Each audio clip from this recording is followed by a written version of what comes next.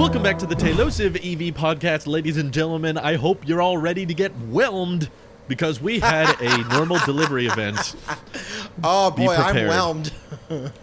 You know, I was so excited for this delivery event that I literally didn't watch it live.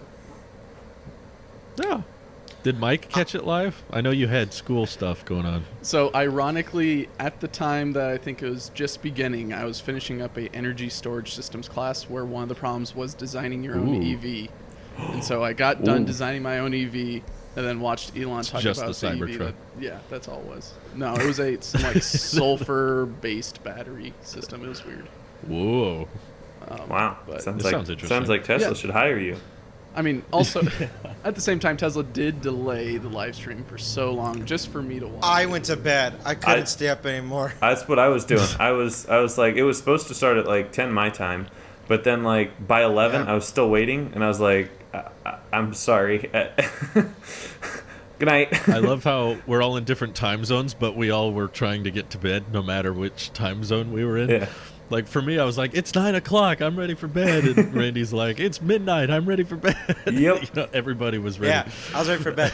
And then past midnight, at that point, I was like, I can't. My body is... I don't care.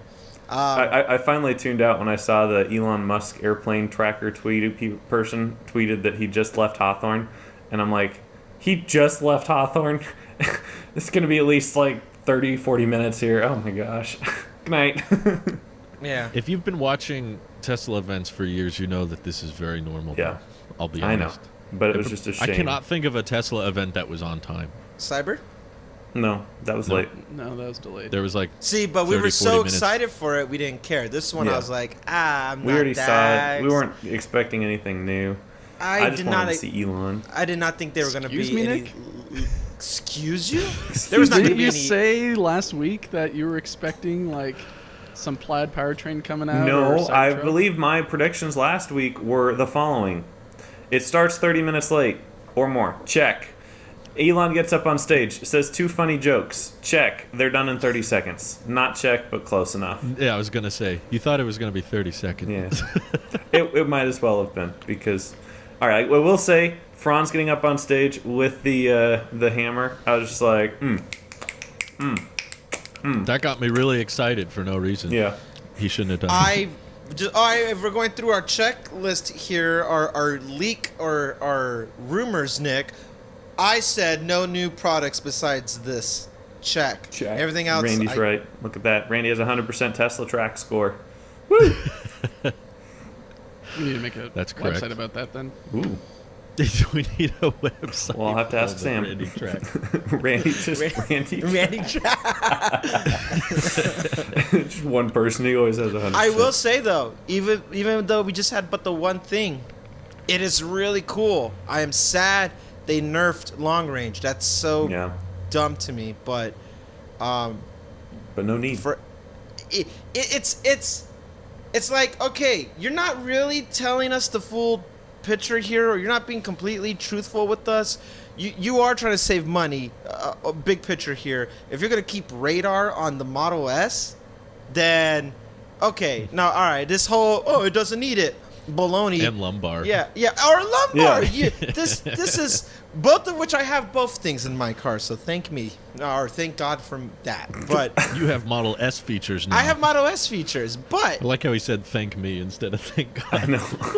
What? One and the same, Andrew. One and the same. Whoa. Thank me. You can thank me now. I have Model S features. Mike has them too, for the record. Thank him too. We are God amongst men.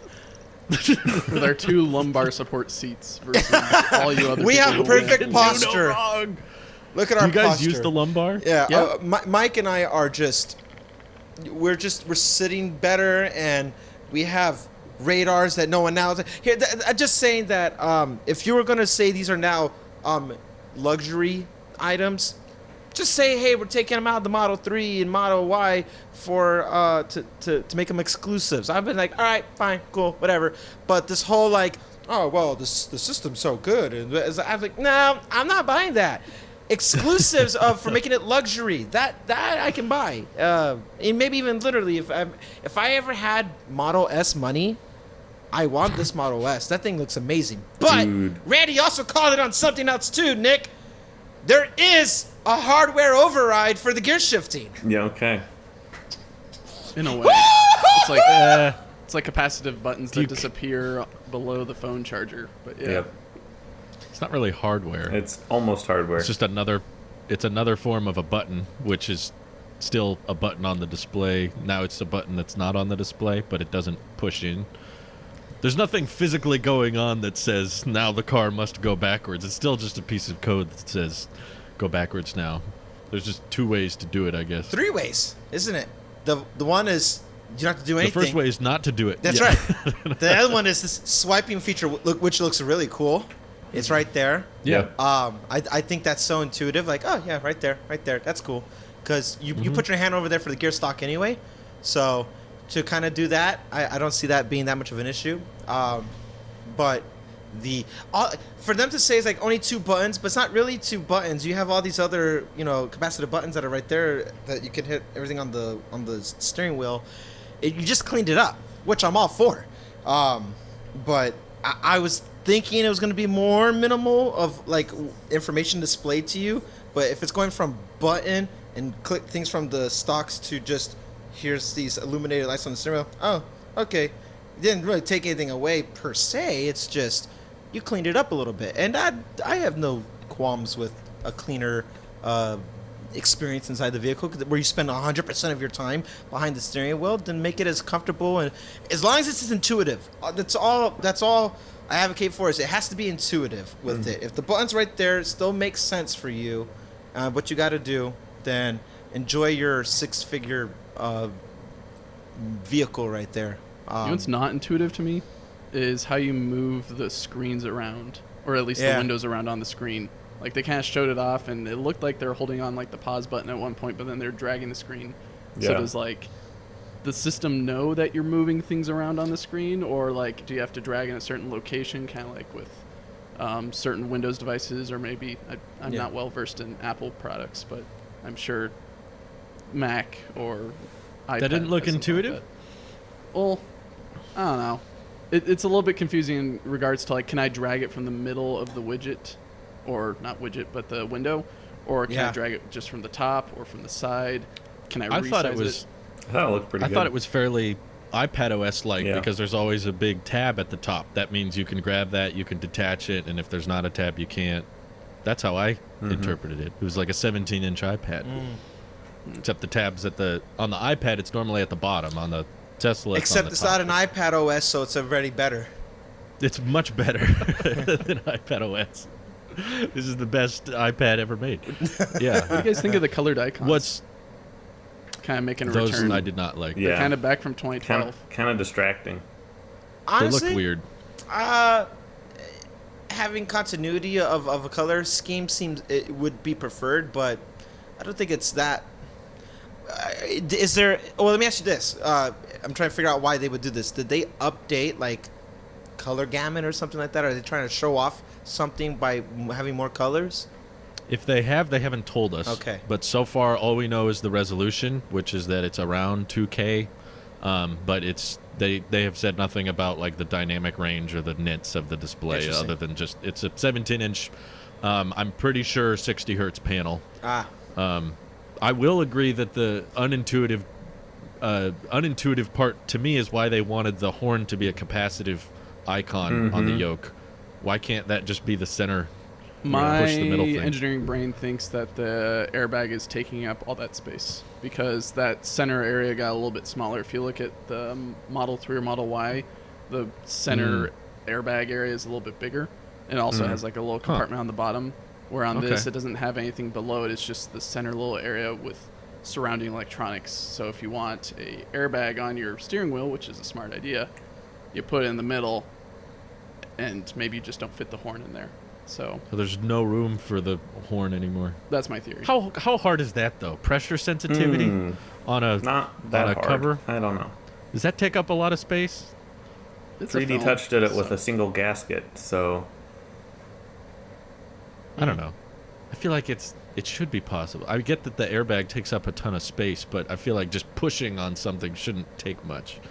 That should very little amount of. I don't know. Tesla can't do everything. They try. They try. What did you think of the way they introduced Elon? I think that was probably one of the more creative ways they could have done it. Unfortunately, it looks like their video feeds kind of broke halfway through, but it's like the connection with the GoPro or whatever. Yeah, well, the car was going so fast it couldn't keep up. The wireless. It was not 60 frames. I can tell you that. Just cut to It was the like a drone. lot of things Tesla does. It sounded great, and then execution didn't go that well. It was like, oh, wouldn't it be cool if he was in the car and then he accelerated and you could see, and then the signal was just like, nope, I can't connect. The car went faster than the radio waves connecting to the Wouldn't be GoPro, surprised. so it just lost signal. You couldn't really tell what was happening. I was like, all right. I mean, I've seen worse Tesla events. Yes. There were no This broken one was windows pretty today. No broken windows. Franz even came out with a hammer, though, so we were all wondering. Elon did curse when everyone asked for waypoints. Yeah, I know. But I see that as more of a win. And everything seems to have gone mostly according to schedule. Yeah. Or not schedule, but according to plan. Wait, You know, they what did the happened test. with Elon cursing and all this? Explain this to me. Waypoints. They were like, here we have a new UI, and he was showing off the new windows and how the new software works for the Model S and how clean it is and everything, and everyone was like, waypoints! And, you know, Elon, he has to respond to the audience, so he's like, you guys really want waypoints? And everyone was like, Everyone was like, yeah! and so then he he's goes, like, fine, we'll do waypoints, god dang it. Even though that they confirmed, or maybe not confirmed, but he did say on Twitter that they were going to work on it, I guess. I wonder So- why they haven't. Like, I don't know. It's weird. Maybe too many bugs. I thought he said in response to someone on Twitter, they're like, are you going to add waypoints? And he said something like, never. Yeah. You know, it was like a... Oh. They were like joking about how they'll never have waypoints or something. I don't know what the hesitation is with waypoints, but Yeah. yeah, I don't know. He's just got a long This isn't history the first. of people asking. Yeah, for this isn't the waypoints. first time. Like we got Superchargers in Ukraine because some guy was like yelling at him at the Cybertruck, or was it the Cybertruck event? Anyway, some event, Model Y I maybe. think it's Model Y. Yeah. Why Yeah, is I he so remember that. against it, Elon? I don't know. I think it's just one of those old, like it's a running gag. Oh. It's like a recurring joke of some kind. We'll You talk know, about we the have that cube here. when we talk about the cube. I see. Or Or what 420. was 420, I know. yeah, Why just kidding. couldn't He the said that range? during Why this couldn't event. the range have been 420? Oh, He's like 420, give or take. Give- That joke's never gonna die. Something like that. 420, But- give or take. Nice. I that's interesting. I did not know he was like against it, unless it's just it's all one inside meme. But if it goes so much for him to want to, you know, take the Lord's name in vain, well then he must not really like it. You know what I mean? So Did we get a chance on this show to talk about Plaid Plus getting canceled? I don't remember, but I'm not done talking about it if we have. Okay. go ahead. Getting rid of it Should we is the go- stupidest thing they could have ever done. I'm so ticked off about that. That's so pointless. Let's make something worse. We have the capabilities, but screw it. Let's just make something worse. That's the dumbest thing. That's about as dumb as iPad OS 15. It's so stupid. Why would you do that? Tell me how you really feel. Yeah, no, like that. But- You said, over 500 miles on a single trip. All these things, like it gonna be so good. No need. You gonna Samsung me? No need me? What?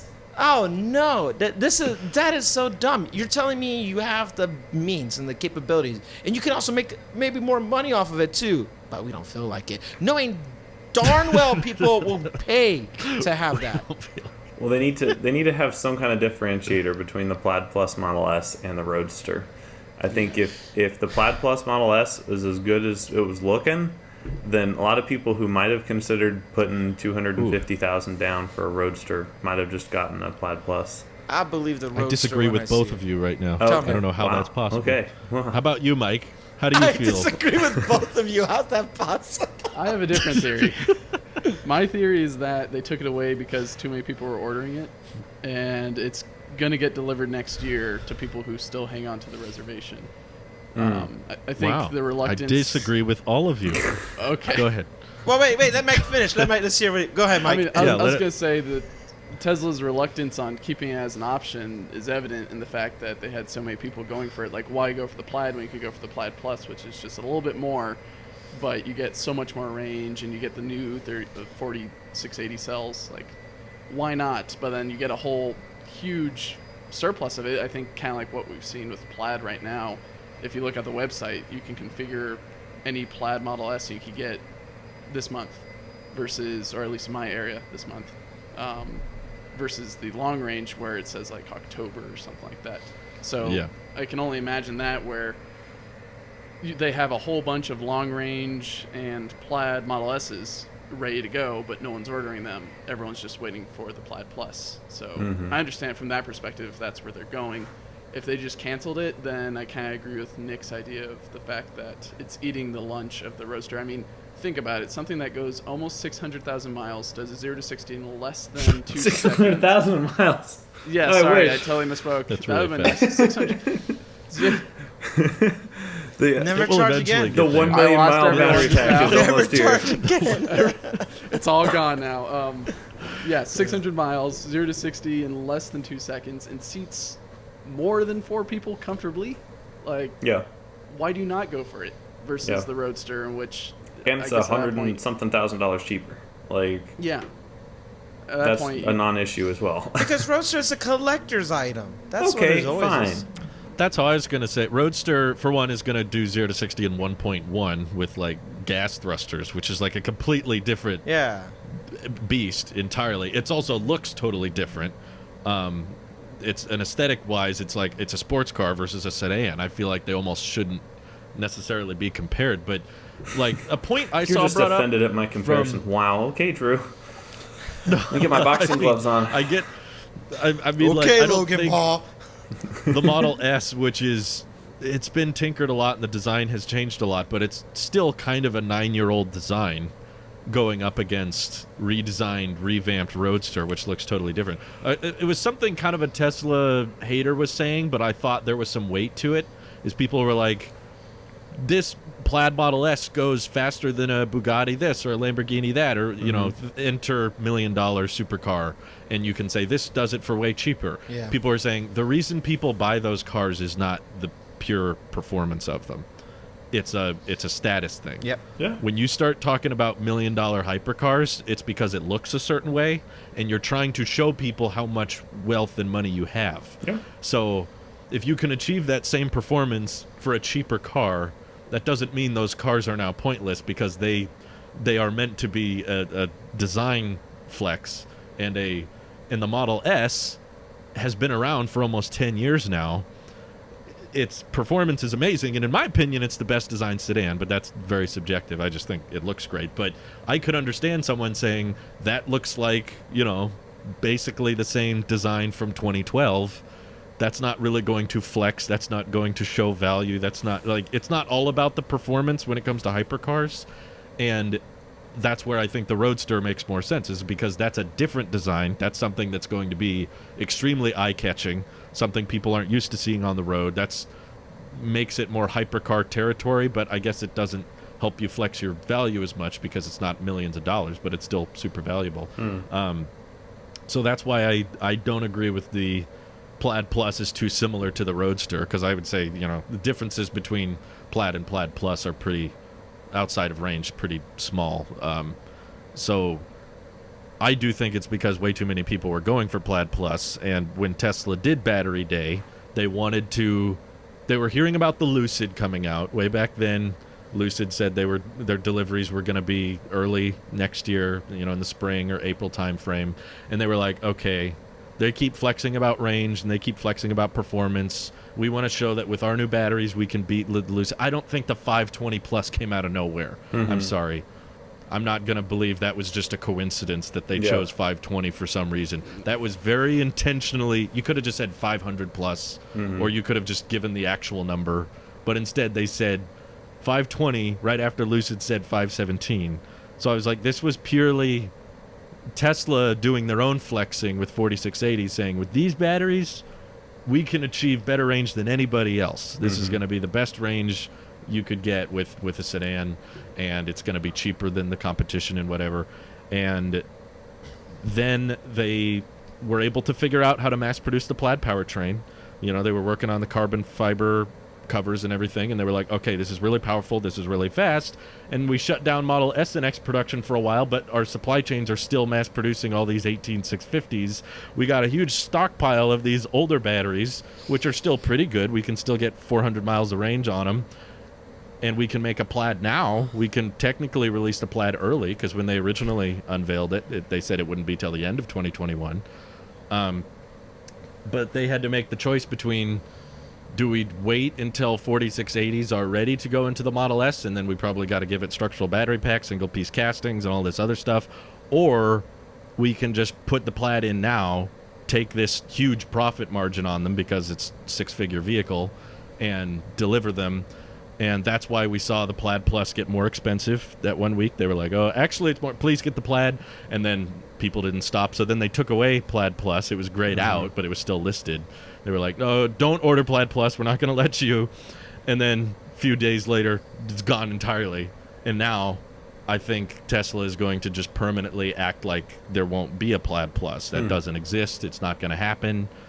Even though I think eventually, someday, when they have the 4680s available and they've met demand with the Model Y, and Texas is producing batteries locally, Germany's producing batteries locally, that's going to be a few years. But once they actually have the 4680s, they will update the Model S, but I don't think there needs to be a Plaid and a Plaid Plus. It'll just be 18650 Plaid is gone, and now we've updated the Plaid Model S. Now it goes over 500 miles on a charge with 4680s, and that can be achieved. There doesn't need to be two Plaids, is all I'm saying. Like, ever since they announced Plaid Plus instead of just having Plaid, I always thought that was a little confusing and kind of weird. There's like different tiers of Plaid, and I think we talked about on the show once, like, why would they keep Plaid around if Plaid Plus was out? Like, if you could buy Plaid Plus and get it delivered today, what's the point of having normal Plaid?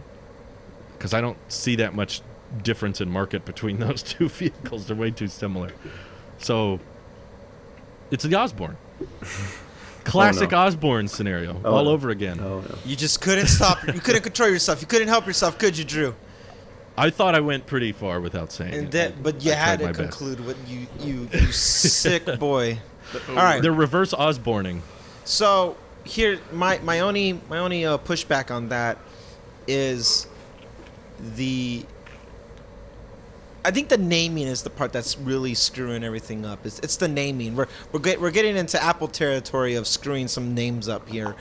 And had we not called it Plaid Plus, and we just called that Plaid, and Plaid would have been performance, and long range would have been. If the naming would have changed, it should still exist, regardless of the name of what it is.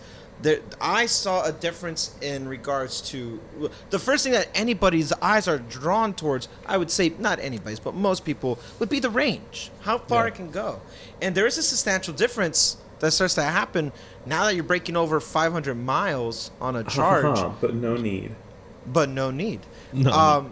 But to even if it's just to, lay it out on the table to show everyone what you're working with here, to put all the other companies back in their place.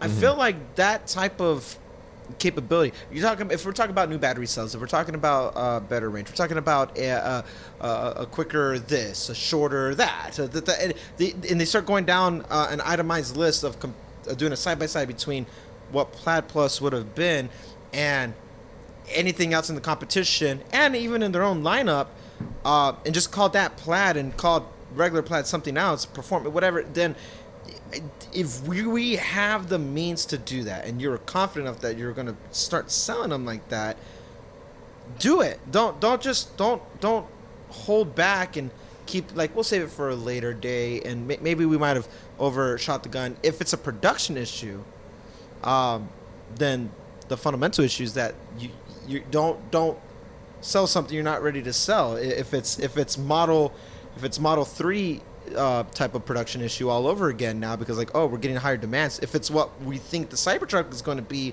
where it's going to get overwhelmed with demands of these orders, mitigate better. I mean, I don't know what to say, but to just take it away completely, it's sad.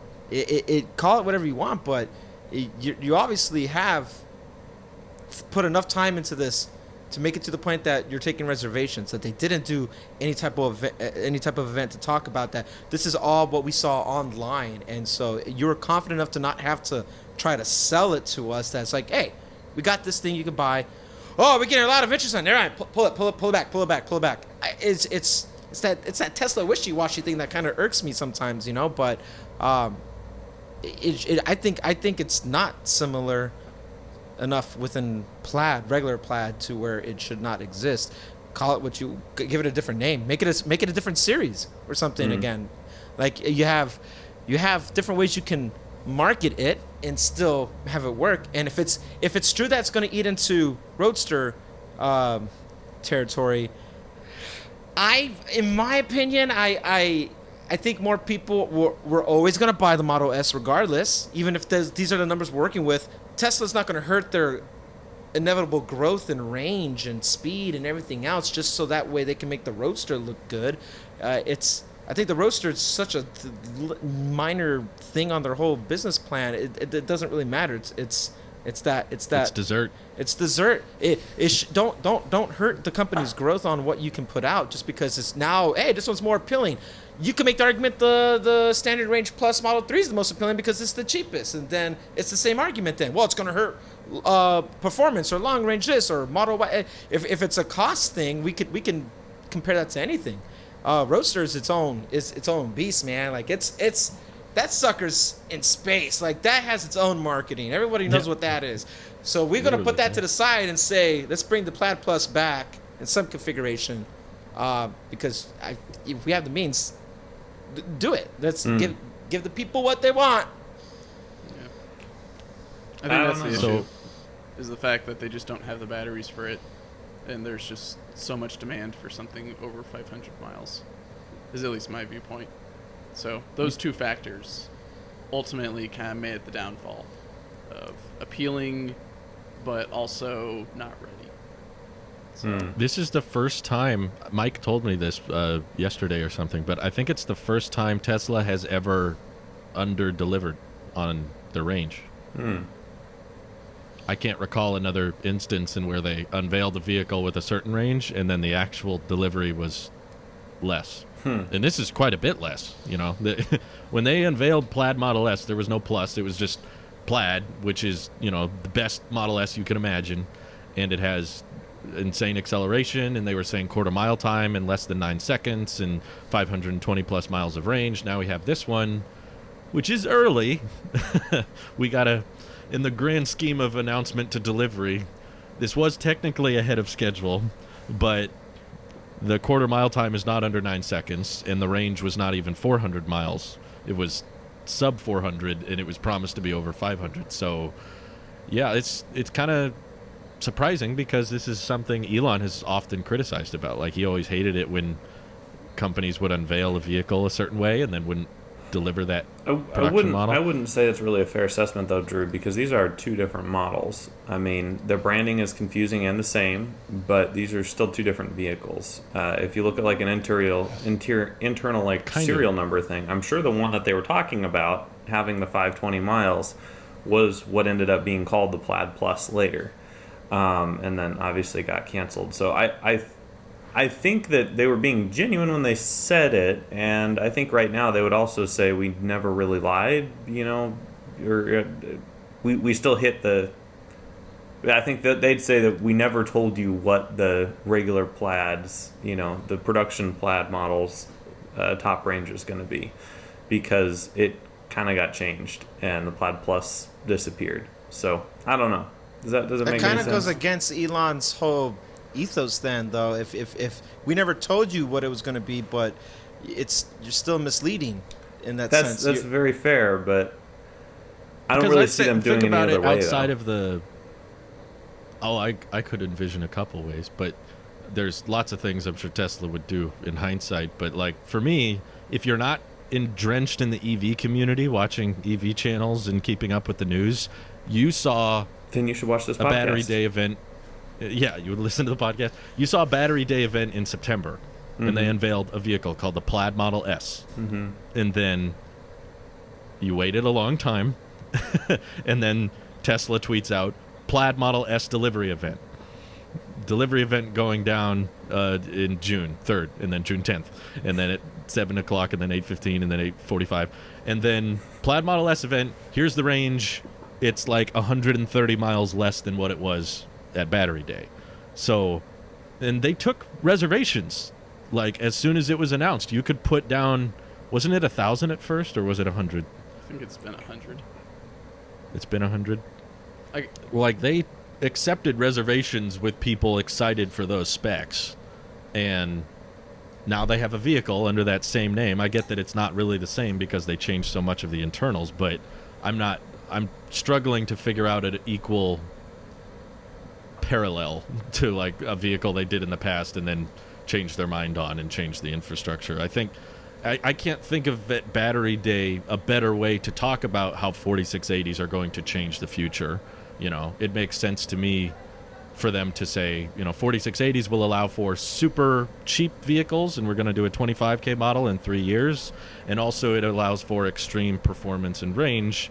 It allows for these great stats, and we did a, you know, test with the Plaid Model S, and it got these great numbers, and it's also going to go over 500 miles. So that gets people excited about 4680s and goes, okay, these are the future. This is going to change everything.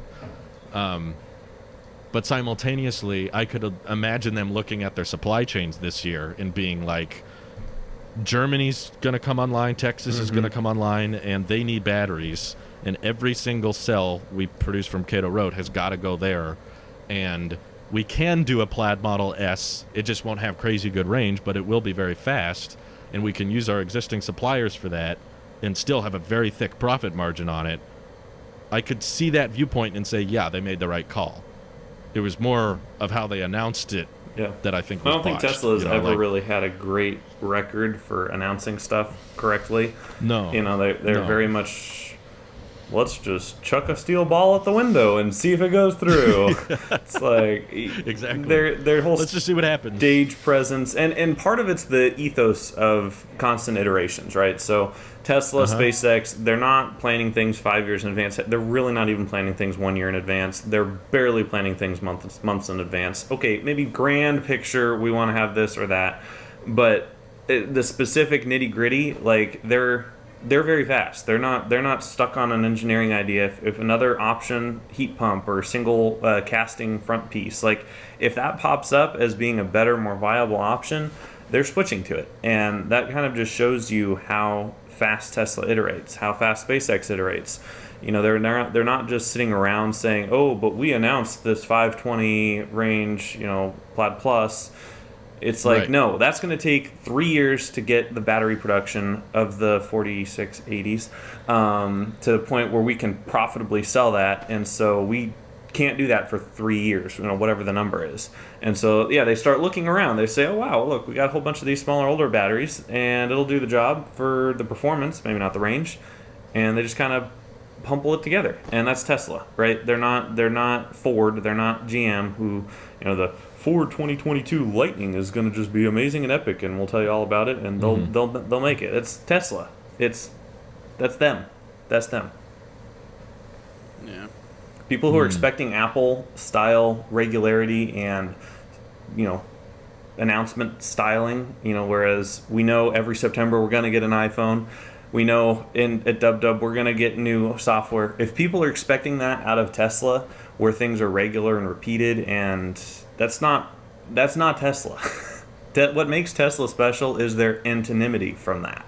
They do not follow those norms, nor do they want to. And so I think it's kind of funny when we're sitting here in our armchairs, and I'm sure plenty of engineers sweat over all this stuff, and we're all very concerned about this, and we're like, well, it should be 520 miles. Why not? Oh.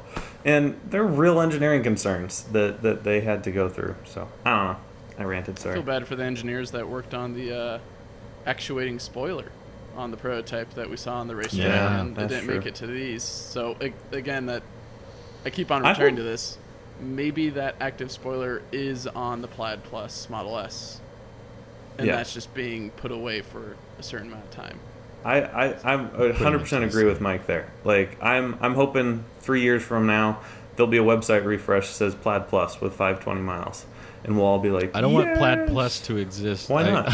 I just want Plaid to get an update. Well, there's Like, nothing faster I than don't Plaid. need the term plus. I don't need the. I'm so sick of standard range plus when there's no standard range. I'm like, just get rid of Plaid. If there's an update with a spoiler and with longer range, just call Sure. it the 2023. But the one thing I would say, the reason we're worried about this and worried about the future of this is because what they announce is what the majority of us are excited for. Okay. You know, like. That's what they're You excited for. see- You don't think these engineers were excited to make a 520-mile car? No, I'm sure they're excited for, but I'm saying when Tesla starts deciding that they don't have to stick to their announced specs, that's when we don't get the vehicles that we were looking forward to. So if Elon is now saying 400 miles is enough, what does that say for Tri-Motor Cybertruck? Don't you dare Does bring Tesla the Cybertruck say- into this conversation through the Cybertruck. That's will be my exactly exact- perfect. No. That's my exact argument. I'm saying, like, Better yeah, come, Tesla, Elon. you're right. They're iterative. They change their mind on things, and then they come back later and go, Yeah. in hindsight, this makes more sense, or in hindsight, If we we can were only in person, do I this. would and- spit in your face right now. How don't you dare bring that Like- into this? I agree with you. I think in this isolated case, the Plaid Model S decision they made to sacrifice on range to get it out sooner and use their own suppliers, that was the right call. But what it shows is that Tesla was comfortable not delivering on a promised specification that they unveiled. That's what it's evidence of. And before this, we didn't have that. Like, there was never a time pre this event where Tesla was like, the range on the Model S will be 300 miles, and then it comes out and they're like, actually, it's 200. Close enough. You don't need more than 200, So if they're approaching it with that kind of logic now of like, I have decided you don't need more than that. Like, that's not good for products we're now. excited for, whether it be Roadster, whether it be Cybertruck. If we were really, really pumped for a 500-mile range, and we know that Tesla's willing to accept money for those vehicles, and then if they down the road say, 500 is actually really hard, and you don't need 500. I think it's fine to not have 500. Like that. Okay. Are you talking not about good. like 500 never or right now? Like, I'm saying with any product they've currently announced. Yeah, with any product they've currently announced, I could totally see them getting up there in 2022 at some point and saying, "Hey, so you Tri-Motor Cybertruck reservation holders, Nick, your car is a little bit more complicated than we expected, and so only the dual motor is going to be coming out for now, and it's going to have the advertised range and pricing that we said with the dual motor, but the Tri-Motor is just not going to exist for years, and we might not hear about exactly why or where, just like we aren't hearing what's up with the Plaid Plus right now. But I feel like I can't imagine Tesla putting time and energy into a product and not wanting to at least pick it back up when it's more technically feasible, because Elon always says, as long as it's physically possible, as long as you're not breaking the laws of physics, it can be done, right? And so as long as these estimates aren't breaking the laws of physics, which, if anything, I think the 1.1 seconds of acceleration is breaking some laws of physics, but that's another conversation right there. But like, as long as these battery estimates are not breaking the laws of physics, they'll get there eventually. It's just going to take some time. And what Tesla doesn't have right now is a ton of time. So they're making do with what they have. They have 90% of the vehicle ready, right? The Plaid Plus was probably 90% ready except for the battery pack. I think that's fairly, non-controversial. They had the bodies, they had the motors, seems like they have plenty of motors. It felt like it was mostly there except for the battery pack. And so they're like, all right, do we sit around and wait for Cato Road to figure out what they're doing and be able to build new battery production places and, wherever we're going to build them? No. This is Tesla. We're not going to wait around. Let's launch what we got, and then in the future, if those batteries are still compatible with what we had, then we'll launch what we wanted to. I don't know. I'm not seeing a problem here. I think that was another thing as well. Maybe Drew brought it up in a video or something like that. The 4680 cells are kind of meant to be in this structural battery pack like sandwich. or at least that's what I've Yeah. gotten from what Tesla's announced and talked about both on Battery Day and Elon on Twitter. So to be building a long range and a Plaid Model S with the 18650s, which are not structural, and then having a whole different line for the Plaid Plus, its own dedicated line, which I mean that take care of demand, I guess. But with a structural battery pack, you're having to do, it's more parts that you have to deal with. Yeah. So it makes sense. More presses. Yeah. No, I'm not saying it's ideal, but it just feels like that's how Tesla rolls. I don't know. I know it's how they roll. I'm just saying it's not a good sign to me if they That's how they've decide, always you know rolled. what, Tri-Motor Cybertruck, we don't think you need that much range. That's, I think, going to impact a lot of people's interest in the vehicle. I know Randy's wife, that was her primary interest, was that amount of range, especially if it's a vehicle for towing that's going to be used for work. Those are important metrics that I'm hoping Tesla doesn't get comfortable under-delivering on, because I don't think it's in Tesla's best interest to start under-delivering on their promised specs, because they've had a very, very good track record with that over the whole time they've existed. It's saying like, okay, we might take longer, it might be a little more expensive than we think, but we will deliver on that. And if they start compromising there and start saying, never mind, we don't have to deliver on that, to me that's disappointing. I'm sorry, but I think we're just viewing the same situation half full, half empty. Like, I'm saying we'll still see it at some point. It's going to come at some point. We'll get the Plaid Plus range at some point, just not right now. We just got to wait a little bit longer. Same for the standard range Model Y. Yeah. It's not at some point I don't think in it's the future. coming. At some point, at some point they're going to want to get the price down. I don't think it's good though to announce and accept reservations for things you're not ready for, and then change your mind later and say, no, actually, we just enjoyed that upfront loan. Thank you. You know, like I think it's better to be transparent about what you can do and what your capabilities are. It's like, well, even on a business level, it's not good PR the moment. Like what made a good PR was not only did you meet with the promised range, you actually every time so far you under promised, and that stuck with people. That has been a make it or break it for me when it was a selling point for some people. Telling them, it was like, whatever you're seeing here, yeah, but I want this is around Model Y time. And I was like, what you think you're seeing with the Model Y is probably going to be a little bit more. And they were like, oh, okay, so you don't think it's going to be less? No, nothing historically with the company shipping has said that, and that instills trust. You need to have trust with a brand, with a business like that, especially a new one.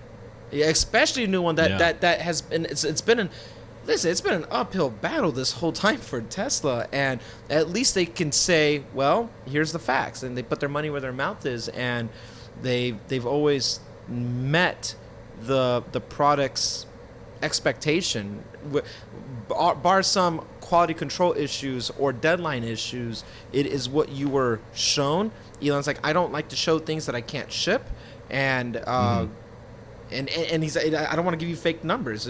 It has to be realistic, and if you start going back on that now and you're shipping with something less than what your what you promoted, I won't say promise, but what you're saying, it's like now I'm losing trust in what you have to say, the same way I've lost all trust in FSD or a plethora of things. It's like that there's I don't believe what you're saying. I believe this is what you want, but now I no longer have that confidence in you, and that's a dangerous position to put your company in when you're saying one thing and then it come around and this is what we have so far. We could say until we're all blue in the face, I think this will come eventually, but I'm not buying it. I'm tired of buying eventuallys. I bought an eventual FSD, and look how well that's done me 2 years later.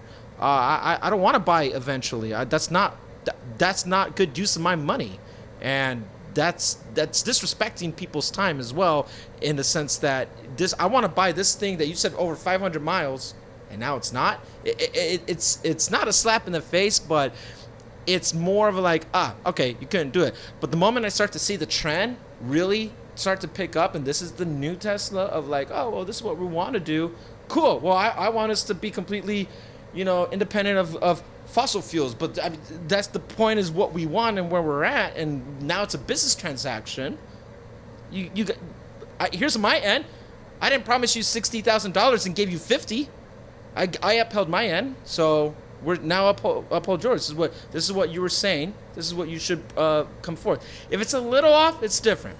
But this whole thing of that much of a range difference, it just rubs me the wrong way. And I really hope Cybertruck does not get nerfed the same way. That would upset Brittany a lot about not getting the 500. That is a selling point, because, dude, regular trucks right now, the whole point is like regular trucks can't do that, but the Cybertruck can. You know, like I hope they don't nerf it, because then you are. Why would I give you 70, 80, any amount of money of something that I can save something on the back? I'll go buy a used inventory somewhere else at the end of the day then, if we have to go down that path. But Cybertruck, which we all hold very fond of, has to do with, look at the tri-motor and everything that it can. Here's we have an entry model for everybody who wants a single motor. Here's that, and it looks great. Here's the now on the spec, on the other end of it, this is what we can do.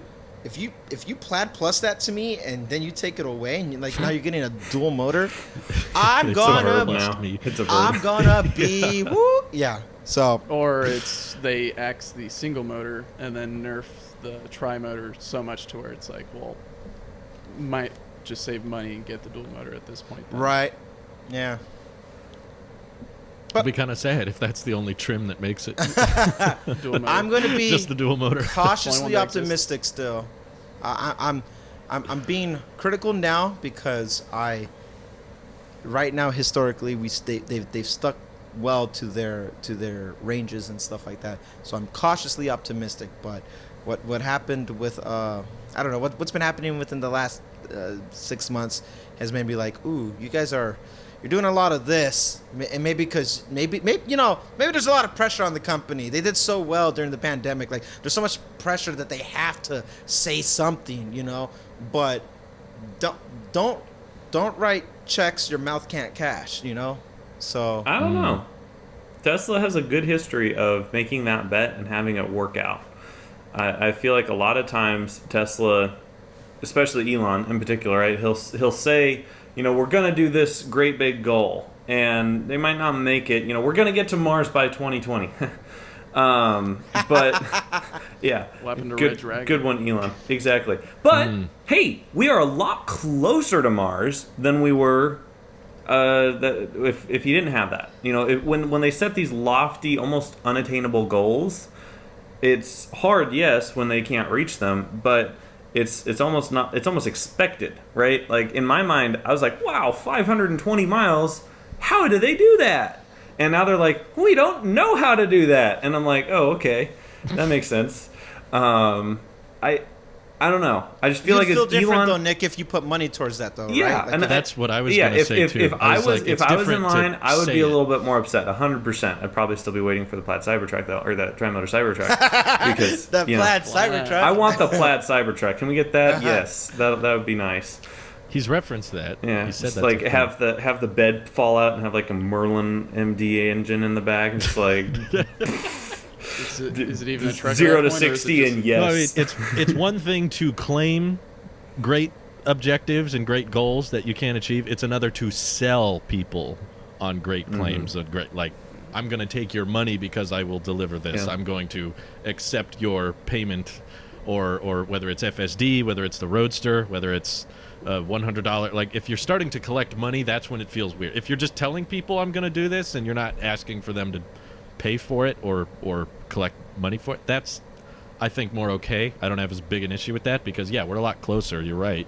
I think the transition to electric vehicles is definitely going a lot faster with Tesla than without, but it's going to not encourage people who doubt them or take issue or are skeptics of the electric future, who say, like, no, they're not going to be able to do a 500-mile range. EVs aren't good at that. And if our multiple companies are saying, we can do it, and then, no, we can't. Actually, never mind, you don't need that. It's just,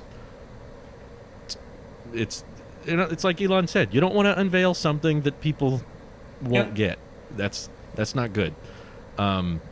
So I don't think it's worth just excusing whenever they don't deliver on something. Be like, oh well, that's not a habit I want them to get into. I hope this can be the exception, not the rule. I'd agree with that.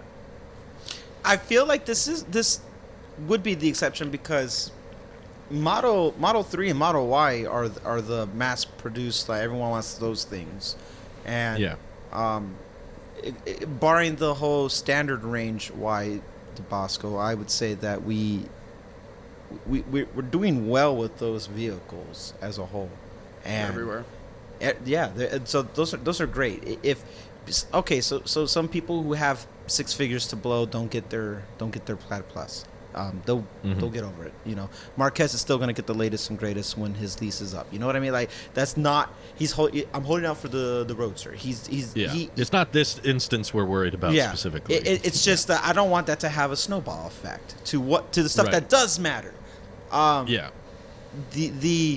If at worst the thing I'm going to complain about the Y about the Y and the 3, if the worst thing I'm going to complain about is there's no lumbar or radar sensors, then whatever. Okay, fine. That's not why you buy the car, so I don't care. But when you start getting into the range, to the battery, when you start getting into the actual foundation of the vehicle, let's do all these cool promo hypes for the cool vehicles down there. But for the people, the everyday you and me who just want a good EV, they've been very reliable on that sense, and they've met expectations. They've exceeded certain expectations. Even for me as a and I'd say Mike too. Anybody who has had their car for a long time is like, wow, this is. Some things I realize, like, I took things for granted, and this is cool, and then other things that, like, I hope I don't take this new feature for granted because I'm really enjoying it. Stuff like that, your day-to-day, cool stuff. If one day I'm told I'm getting like an upgrade to something, or better yet, get a new vehicle. I'm gonna buy a Y now, but that Y has a worse range than the previous one that Mike had or something because of new features, or we're doing this and we simplified that. I feel a certain way about that. So far they haven't done that, and that's because I think they know what to target on these two models, where it's like, hey, this is what people like and this is what we're going to really focus on. We're going to compromise on some radars and some lumbar and some other things. Fine, whatever. Give me the range. Give me this. Give me the durability of the vehicle. Give me all this powered trunk this and matte chrome delete that and this. So I mean, even aesthetically, like, there are things that they did in the right direction with these two vehicles that also then kind of, like, aesthetic wise followed the S and the X. So I'm happy for that. That's where my cautiously optimistic side peeks through, where it's like the truck, I feel, does not belong. It's the perfect hybrid because it's in between the two different variants of S and X and Y and 3, where it's like it's going to be a little bit more expensive because it's a bigger vehicle, but it's going to give you the features that matter to the bottom line when it comes to people what they need out of a truck. And they haven't really botched anything with 3 or Y like that, to the point where it's like, oh, feels like it's in trouble. The tri-motor would be the only exception where I'm like, I don't know now if this is what we're happening with the Plaid Plus, but Cybertruck's not out yet. You can order your Model S right now. Cybertruck, we still got time, and I still think next year, well into next year, we'll start seeing it. So in that sense, I think the tri-motor will be fine. I think everything that we have reservations about, what's bottlenecking the production, I think will be resolved, and the Cybertruck as a whole will have the same success that the 3 and the Y did, where it just blew up, and everybody's gonna be happy, and everyone gets their happy endings. Whereas the Model S was more of the, like, it was the important one of Tesla's history, and this is the one where we'll do this cool thing and do that cool thing, and the X is just there now, but we all know our eyes are really on the 3 and the Y, and soon the Cybertruck. My optimistic side, cautiously, is leaning in the fate of those two, and then the X. Man, something cool got happened with that X because cooling seats alone is not enough to make me. Oh, I want that one. Well, it's all about. Do you want to seat? Was it 7 people in an SUV-like thing? Yeah, kind of comfortably. I'd say it seats. I'm pretty sure that Model Y can seat 7 people. I was about to say people. The X is a lot more successful. Children are not people. I see. Okay. Person. I have a question for everybody. I'll start with Mike and then Randy and then Nick. Okay, fine. I'll go last. Did this event need to happen? I would say yes in terms of celebrating deliveries, because in the past that's what they've done. They've done it with the S. They've done it with the, I don't know if they did it with the X. Probably. But they did it with the 3. I remember watching that one. And they didn't get to it with the Y because of the pandemic. So I think in terms of kind of tradition of handing off the first 25 vehicles as a celebration of we did it, we made this product, yes, I think it totally deserves a spotlight in being a event. In terms of a place where you start hyping up other things, like you get Franz out there with a sledgehammer, that's a little bit deceiving. It makes you think, yeah, is the Cybertruck here? No, it's not. You kind of lose. That's what I thought. Yeah. As soon as he had the hammer, I was like, I can't have one without the other. Yeah. They're buying into the meme of it, which cool, but at the same time, don't pull 180 on me or a 90. Like, this is a delivery event. Keep it as a delivery event. I think that's what a lot of people kind of got confused by, in which I was one of those people kind of at the very end. I texted you, I'm like, last minute prediction. I think the Roadster's going to be there with the SpaceX package. And that didn't happen. I'm like, yeah, I think I bought into the excitement a little bit too much at the end. So. Well, it's been like 4 years since the last delivery event, so. Yeah, well. It's safe to say pandemic. We don't know what delivery events are supposed to go by. You know, we didn't know if there was going to be surprises. Tesla likes surprises sometimes, you know. If we went into that semi event with that mindset, we would have thought it's just about the semi. It's not a delivery event, though. That was an announcement. That was announcing a thing. I mean, that is the same. But we thought the same right? thing, like when Model Y was unveiled, some people were expecting one more thing. Some, you know. No, it was just a history lesson. Could there be more? 10 minutes of here's the vehicle, the end. Yeah. It was like an anti-event. It was like barely about the Model Y.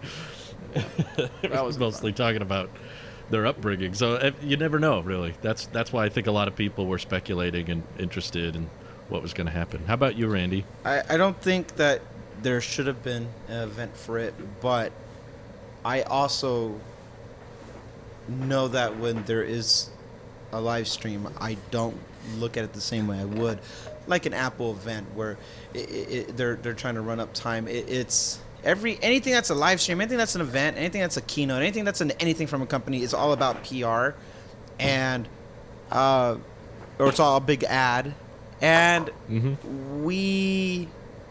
I did not at any point think like there was going to be anything more than the S. So for this, I went into this, besides them being really late, I went into this expecting for it to be exactly what had happened. So in that sense, it's like, okay, yeah, this is exactly what I thought was going to happen.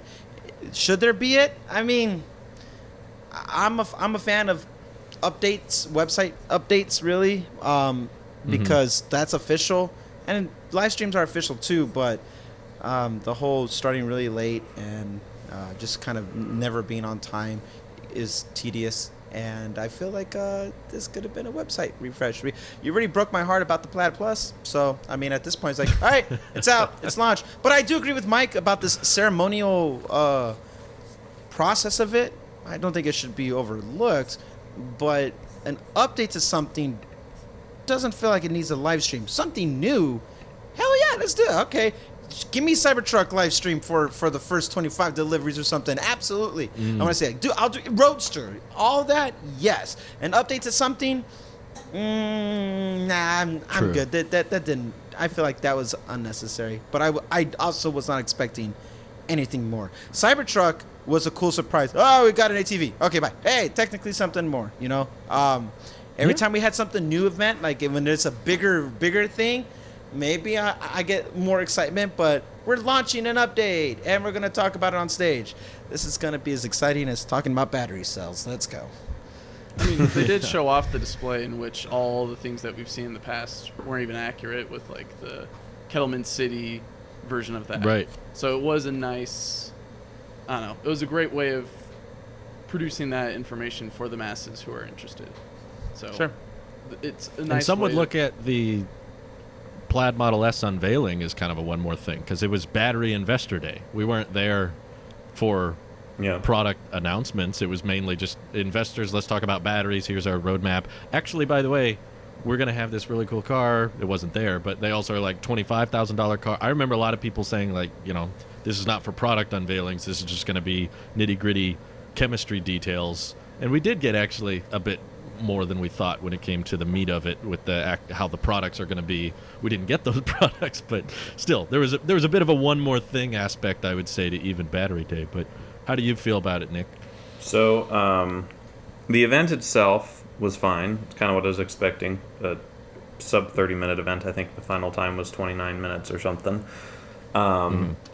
I enjoyed the memery of getting Elon to just jump out of the car, and you see a little bit of the dad belly, and it's just kind of just funny to just see Elon be so excited. And I got one too. Yeah, excited about weird things, Nick. The stunt goes up a little bit. I was just excited to see him be so excited. Like, he just jumped out of the car like, yay! He wasn't feeling as awkward as he has walked up on stage on occasion. And so I thought the event was great. Them talking about the carbon encased, whatever, fine, whatever, technology, whatever, that's fine. What I will say, I think it's important to have an event at least every year with Tesla, and I'm not a betting man, but I would say this is probably going to be the only event we'll get for 2021 from Tesla. I mean, there's the Do we not count the shareholder meeting? Yeah. No, I don't. Does that count? No. So that's separate. Yeah, very much so. Yeah. So a non-shareholder event. This is specifically for the media. They've invited all the YouTubers. They invite the influencers. This is where they're doing the test drives with the fun lights. Still and waiting stuff. our invitation there, Tesla. I know. Still waiting. One of the four of Did us. they have lives one right in next door. 2018? An event? A non-shareholder meeting event? Let's see. They did the semi. Was that in 2018? 2017? 17. 2017. Yeah. They did the Model 3 delivery event in 2018, didn't they? That was in 17. That was in 17. Okay. Yeah. Well, I'm grateful that it happened, I guess. So, I wouldn't say we need another one of these next month, or even in November, to excitably deliver the new standard range Model Ys or whatever. Every time they're cooking Elon up. tweets, it's an event, so we get one Yes, every day. this is true. This is true. Standard range Model Y delivery event. They're already out. Look, everyone, the range is lower. Yay! Wow. We can all get inside and feel how slow it is. They have, like, the lights that they go through and everything. Everyone goes, wow, that was okay. Yeah, that was slower than I Wow, that expected. was whelmed. That was I was whelming. so whelmed by the normal acceleration that was still higher than most, but not amazing. So I thought this event was fine, great. Next time they want to do another event like delivery, it better be for Cybertruck, Roadster, or Semi. I don't want to see another event for anything that's smaller than that. Obviously, if they want to announce the Model 2, that's an immediate event. Obviously, if we have new FSD stuff that's not 2 weeks away. I was pretty sure there for a little while as the event was just like, we're waiting, when is it, what's going on here? I was pretty sure they're just going to announce, oh, sorry, we need a couple more weeks to make the event just perfect for you, so we'll see you back on would that be, the 24th. I'm just like, no! A little more details. I think AI Day is coming up soon, so that is an Isn't that event. next Did he year, say though? that's separate from shareholder? AI event. I think he mentioned that on Twitter earlier this year. Okay. So Someone you know asked it's about true. the AI. Well, yeah. I mean, he If also he that said it like on the- Twitter, it has to be. Autonomy Day Part 2? I guess so, or maybe just how. Yeah, I'd consider it Autonomy Day Part 2. 2019 was, we're going to have robo-taxis by the end of 2020. Meanwhile, in 2021, so we've almost got robo-taxis, everyone. Just give us 2 more years. They'll be everywhere. Trust me. Trust me. Had someone asked me yesterday, Trust me. can that thing It's just drive different you all this the way time. home? Trust me. The Mm. Mac commercial. Trust me. What'd they say? Oh, I had someone ask me if the car could drive me all the way home. And I'm like, technically, no, but yes. And they're like, well, what do you mean? I'm like, it can take me on the highways all over, but then when it comes to the off-ramp, it can't do that. But they're working on it. Mm. And he's like, oh. I don't think I would have anticipated that the limited beta with the colorful dots and stuff would be limited this long. I realized the other day, I started scrolling through old videos. That first night when they first sent out the limited beta with the colorful lights, that was November. What? Wow. That's how long it's been like 8 months now. And Wow. it's still like 1,000, 2,000 people. And they have not Wow. expanded it really past that. I would like So to be a data that's- point. Yeah, Me too. for sure. I want everybody to be a data point. But when that first rolled out, I was expecting, 3 or 6 months. But now that we're like 8 months in, and we're still like, I'm not sure when everybody's going to get those features. It's kind of, reaffirms my skepticism of the FSD rollout. But I personally, to answer my own question, I think that this event, because they announced all the specs earlier in the year, was not super necessary. I think it would have been far more interesting if they had an event that was also the unveiling. Like, if they didn't do the January site refresh where they showed the interior and they didn't talk about all the specs and they didn't talk about the Plaid powertrain, and instead we just got a Tesla invite image that's the Plaid design, and it's like, join us for a special event. If they did something like that, and we all knew it was going to be Plaid, but we didn't know much of the specs or the design updates, and then they did a live stream unveiling. Here's the interior, here's the new yoke, here's how it works. Instead, we kind of got this detached repeat event, which is why this one didn't feel very useful to me, because it was like, we announced all this stuff in January. We showed the new design. We announced the PS5 level graphics, and we showed the yoke, and we talked about the yoke and everything. And then 6 months later, okay, yes, all those things are still true. Here's your vehicle. Let's do a delivery. That to me felt a little redundant and kind of unnecessary. I'd be fine if they kind of combine those two announcements together. I guess you can't necessarily, because you want time for people to get excited and then buy it, but I don't know. Like, there probably was a few different approaches to do it. I keep trying to think how they could have demonstrated the insane range of the 4680s without announcing something like the Plaid with the 520-mile range. I was like, how could they have done that differently?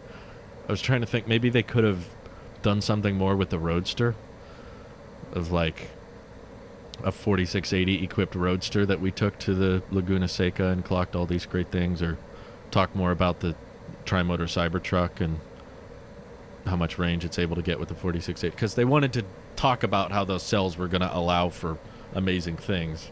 And I was like, yeah, I'm trying to think what a smarter way of announcing that would have The been. Tesla Semi does a 0 to 60 in 10 seconds with 80,000 pounds. Let's all hop in.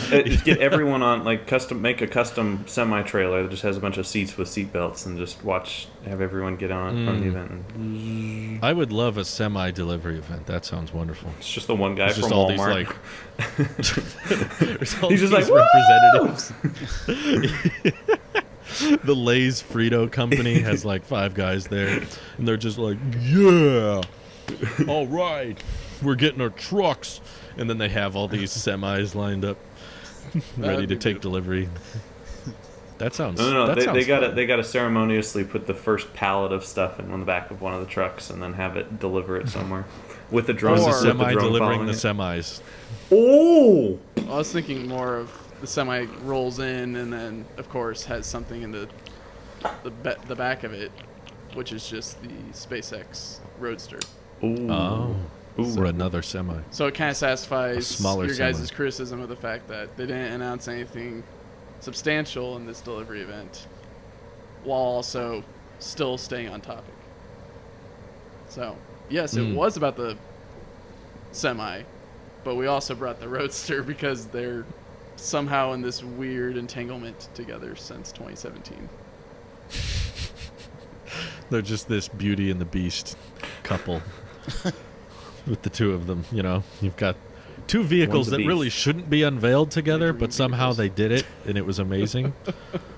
That is safe to say for me. Oh, interesting. I can see both of them. Every time, Drew. Every time. So we're going over there. And that's why I don't like Drew. How come I can see him? I want to see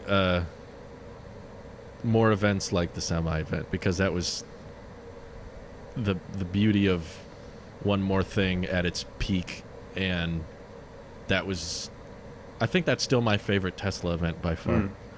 Nothing's come close to that. That was just cool. Especially with the lights go dark and the trailer opens up in the back and everything. Like, we need another moment like that. They should do something similar, but it's the Snake Charger that they've been sitting on. Yes, now. yes, just the Snake Charger. A whole bunch of smoke comes out of the back of the bed of the new Tesla Semi redesign, and then it's just the Snake Charger. And Franz is holding it or something. No, Franz is right next to it with the sledgehammer. Yeah, that's right. He could look like Doc Ock with the Snake Chargers. He has like 4 on his back. And then he turns around. Don't follow me. This is all just a ploy to make Franz the ultimate designer being. He can He can wreck things. He can charge things. He can design things. He can kill Spider-Man. Ooh. Yeah. This sounds marvelous. Watch Spider-Man Far From Home. Marvelous. Ooh. Marvelous. No, Spider-Man I have No a Home. theory. I got the power of the sun. I don't know how believable it is, but I don't think that the Model 3s and Ys will like eventually get way cheaper. I think the price ranges they sit in right now will pretty much stay there. But I think over time they'll ramp 4680s and they'll bring more manufacturing efficiencies, and they will be looking at similar to just how recently we're getting, heated steering wheel, updated the center console, and they're making the vehicles themselves more premium. In the future, I could see them bringing things like the rear display in the S and X to the 3 and Y. I think someday when they're looking for like updates or ways to make the 3 and Y more enticing, they could do stuff like that, whether it be rear display or larger display. Like I think they will eventually come around to that. Yeah, maybe. I hope. That'd be neat. No. I did want to mention something that Randy brought up earlier in the podcast, is they are making bank with this Model S, right? Because they say that they're making it lower than, or in terms of making the product on their end and manufacturing and building it, I think it costs less than what the previous generation of Model S's and X's cost. But now they're charging more for these. Way more. Yeah. So, I hope this trend doesn't... I mean, it's good for the company, but I don't hope they start price gouging like that when it comes to... Oh. Yeah. This Model 2 we can build for $15,000, and we're selling it for $30,000. Yeah. This is the need for competition, so that way it keeps everybody in line. And why we can't just have Tesla in the market, because I feel like if other guys were already out and fully deployed with their stuff, I don't think we would have had a situation completely like what happened with Plaid Plus. I think there's a natural bounce of things where people get put, keep people in line with what's going on in the industry, and price gouging has always been one of my biggest fears. It feels like an inevitability, because these products, at the end of the day, what are you really selling me? You're selling me your software on top of these batteries. That's what you're selling me, not the stuff in between all that. And so once you start putting a price on software like FSD that just keeps increasing substantially, like it's already it is not worth $10,000 today, but that's what you get for it. I feel like there's an unbalance that's happening with that. That would not be the case if we just had more competition on the field right now. So we'll see. I think that they're intentionally quite a bit higher just because they want to be able to one-up people if more competition comes out. Yeah. Kind of like Tesla likes to troll Lucid. That's why it comes up in my examples a lot. But basically, Lucid They was just like, hate you know, Peter so much. next year we're going to have... They hate Peter. They just did not end things well. They're like, the Air regular edition will cost $69,900, and then Model S was like $69,420. And they dropped the price by like $3,000, and they're like, haha, we got you, Lucid. So I think they're planning on probably doing that, because it's crazy to imagine the Plaid Model S is even cheaper than the performance Model S that it replaced to build. I don't even know how that's possible. This but is if what it's competition true, is all about, right? You get two Yeah. competing companies that are trying to be better. Price, performance, it's better for us. and Tesla doesn't really have that right now with the No. Plaid Model S. So as soon as Lucid or someone else actually starts deliveries, I am kind of half expecting the Model S price to drop quite a bit over the next few years. Not soon, but maybe by the end of this year we see a slight price. Like, they do incremental. It's like, oh, it's $2,000 cheaper. Now it's $2,000 cheaper again, and then before you know it, it's back to $69,420, but it has all these great features, and they're like, well, still profitable. That's not our bread and butter. Still So 69,420. I think it'll come back. They'll bring that price back eventually. They're Maybe. too proud of it. They're too proud of And it. Plaid could come down. Hopefully Model X too, because I think I think costs there's 100,000 probably- initially, right? 90 for the long range. Okay. And R1S, I think, bumps up against that pretty close, and that should be delivering here in the next couple months. So Yeah. I'm curious when are the how they'll Rivians position coming? that. Aren't they supposed to deliver in June? Yeah, they pushed it back a month. They said July now. Wow. They're pulling a Lucid. They have a lot in common with Tesla. All three of them. Now I'm just saying, every EV company is late. I can't think of one that's been on time with every EV. We'll give Ford a chance. Mach-E was late. Oh. Dang it. Dang it. ID4 was late, except maybe Yep. you can excuse it for the pandemic, I guess, if you really want to. Bummer. Late is late. If Model Y There could will ship during the always be pandemic, then there are excuses. no excuses. That's true. Model Y delivered. in the- Yeah, but I mean, just at the beginning, I guess, compare Model 3 to Model Y versus ID3 to ID4. A bit different. They are a little different. Okay. Anyway, closing thoughts, gents, as we wrap up. I'm really excited for Aptera. Hey! Oh. We didn't talk about that. Did you have any recap? We can. If you guys want, but we could always end it. We could talk about it later. But I do don't know gotta if- get going rather soon, but unfortunately, Alrighty. I'm sorry. We'll save it for Okay, next I'm week. the boy. party pooper today. Thanks for tuning in, everyone.